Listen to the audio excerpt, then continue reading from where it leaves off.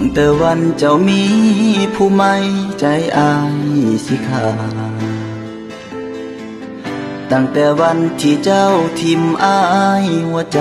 หวั่นไหวคนอยากไปสิเฮ็ดจังได้ดีสิเอาหยังมามัดกะบ่ได้อายหมดสิทธิ์ของใจของเจ้าแม่นบ่ตั้งแต่วันอายเสียน้ำตากับเจ้าน้อลาตั้งแต่มืออายเบิดปัญญาสิดึงเจ้าไว้เหตุจังใดเจ้ากะบ่หวนมาถึงเวลาที่เจ้าสิไป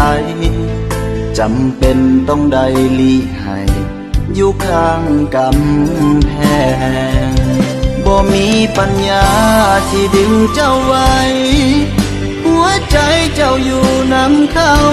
คนเป็นแฟนเก่ามือนี้มันเบิดเวลาหัวใจอายนั้นกอดเจ้า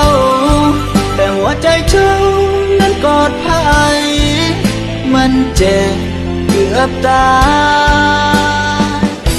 น้ำตาสิไหลย้ำคิดฮอดเจ้าเด้